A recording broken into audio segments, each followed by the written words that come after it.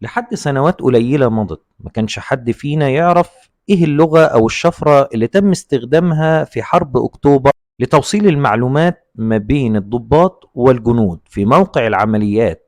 حتى ان اسرائيل ما استطاعتش بجهاز الموساد اللي كان على اعلى مستوى ان يفك تلك الشفرة، لانها كانت بلغة جديدة وغير موجودة في اي قاموس من قواميس العالم. يا ترى ايه هي الشفرة وايه اللغة بتاعتها ومين اللي فكر فيها؟ سنتعرف عليه، فتابعوا.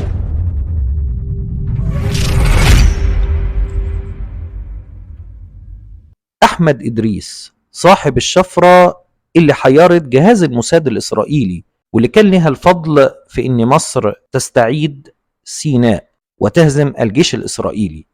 انها شفرة اللغة النوبية، وهي لغة بيتحدث بيها اهل النوبة ولكنها ما بتتكتبش. والقصة ان هو في يوم سمع بعض قادات الجيش بيتحدثوا على انهم بيدوروا على طريقة جديدة للشفرات ما تكونش معروفة وما يقدرش جهاز الموساد الاسرائيلي ان هو يفكها. فاقترح عليهم إدريس إنها تكون الشفرة باللغة النوبية على اعتبار إنها لغة محادثة وليست لغة كتابة، وإن ما بيتحدثش بيها غير أبناء النوبة في مصر فقط. وقال إن أنا ساعتها توجهت لقادتي وقلت لهم إن اللغة ديت لها قسمين: لهجة نوبة الكنوز ولهجة نوبة الفيديك. إن لهجة لغة الكنوز اللي هي النوبية بيتحدث بيها جزء في السودان، في السودان الجنوبية.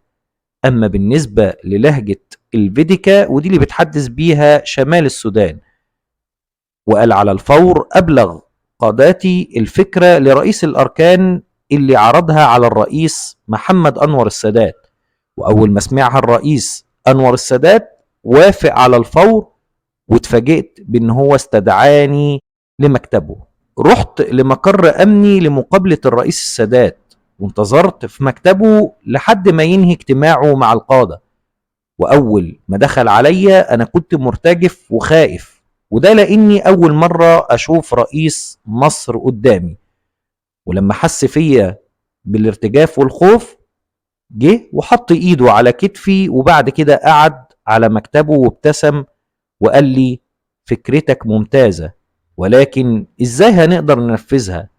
فرديت عليه وقلت له: احنا عايزين نستعين بجنود بيتحدثوا اللغة النوبية بطلاقة، وهم فعلا موجودين في النوبة، وعلينا ان احنا نستدعيهم ونستخدم منهم مفردات اللغة النوبية، ولكن علينا ان احنا نستعين بأبناء النوبة القديمة وليس النوبيون الحاليون اللي هم في وقت 67 و64. اني المعاصرين الحاليين لا ما بيجدوش اللغة بطلاقة.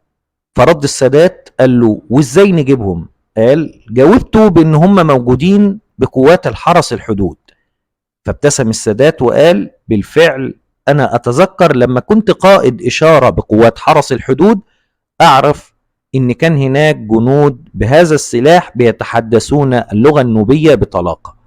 فاستدعاهم الرئيس انور السادات، وتم الاتفاق على استخدام اللغة النوبية كشفرة. وتم استدعاء من قوات حرس الحدود حوالي 70 مجند لإرسال واستقبال الشفرات، وتم تدريب الجميع، وذهبوا كلهم وقتها خلف الخطوط علشان يبلغوا الرسائل بداية من عام 1971 وحتى يوم الحرب 1973. وقال أحمد إدريس إن السادات استدعاني وطلبني بأن عدم الإفصاح عن هذا السر العسكري، وقال له إن في حالة إن حد يعرف السر دوت هيتم إعدامك. واستمرت الشفرة ديت متداولة لحد عام 1994 بعد الحرب.